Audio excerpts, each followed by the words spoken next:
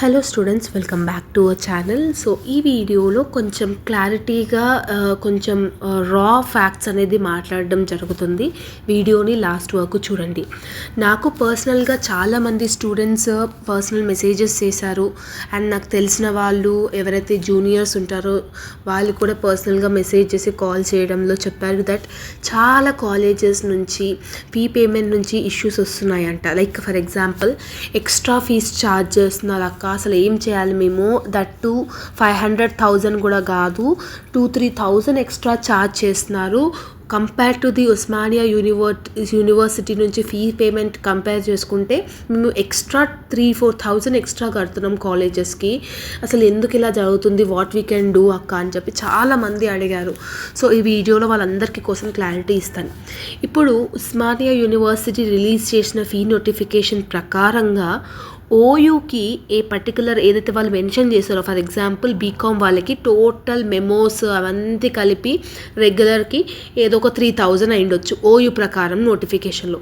So ఈ colleges అనేటివి ఈ 3,000 ఫీ ఏమంటారు స్టూడెంట్స్ దగ్గర నుంచి కలెక్ట్ చేసుకొని 3,000 they will pay to the Osmania university. So Osmania university ప్రకారంగా రిలీజ్ చేసిన నోటిఫికేషన్ ఏదైతే ఉందో, ఏదైతే ఓయూకి వెళ్ళడం జరుగుతుందో ఆ ఫీజు మాత్రమే ఓయూ అనేది రిలీజ్ చేస్తుంది. సో ఇప్పుడు కాలేజెస్ వాళ్ళు ఏం చేస్తారంటే, ఇప్పుడు ఫర్ ఎగ్జాంపుల్ 3,000 ఓయూ నుంచి ఫీజు కట్టాలి.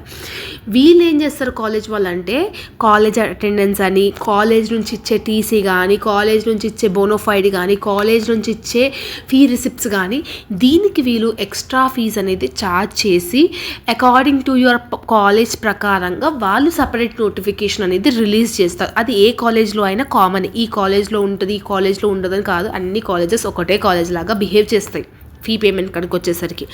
సో ఇప్పుడు 3,000 కాడ వీళ్ళు 500 అటెండెన్స్ అని చెప్పి, మళ్ళీ 500 ఇంకేదో అని చెప్పి, ఇంకొక 350 మెమో అని చెప్పి ఇంకా ఎక్స్ట్రా అనేది ఛార్జ్ చేయడం జరుగుతుంది. సో చాలామంది ఏమంటున్నారంటే, ఇప్పుడు మేము అంత ఫీజు మేము కాలేజ్ వాళ్ళకి కట్టలేము, మాకు ఆల్రెడీ మేము 60,000 40,000 మాకు పర్టికులర్ కాలేజ్ ఏదైతే ఉందో వాళ్ళకి మేము ఆల్రెడీ కాలేజ్ ఫీజు కడుతున్నాం, I'm regular to the college, but still they are asking me to pay the fee extra fee like that they are asking. And చాలా రూడ్గా మాట్లాడుతున్నది కూడా అన్నారు. అండ్ ఓయూకి వెళ్ళి కట్టొచ్చా అని అంటున్నారు.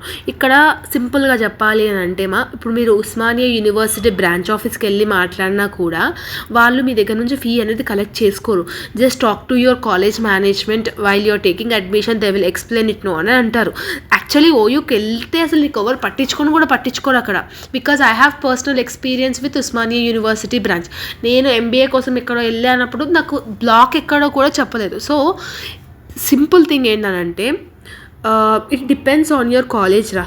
వెన్ మీరు కాలేజ్ అడ్మిషన్ చేసుకున్నప్పుడు కానివ్వండి, లైక్ ఈవెన్ ఎవ్రీ కాలేజ్లో ఇట్స్ కామన్, ఒక 1,000 రూపీస్ ఒక 1,500 అంటే ఓకే. బట్ 3-4,000 ఎక్స్ట్రా ఛార్జ్ చేస్తున్నారంటే it's really difficult thing for the students to pay that fee. So మీరు ఒకసారి మీరందరూ కలిసి మీ ప్రిన్సిపల్కి ఒక లెటర్ రావడం కానివ్వండి, లేదంటే మీ పేరెంట్స్కి తీసుకొచ్చి మాట్లాడడం కానివ్వండి చేయొచ్చు. కానీ ఓయూలో 3,000 అని చెప్పినారు కాబట్టి కాలేజ్లో కూడా 3,000 కడతామంటే కాదమ్మా.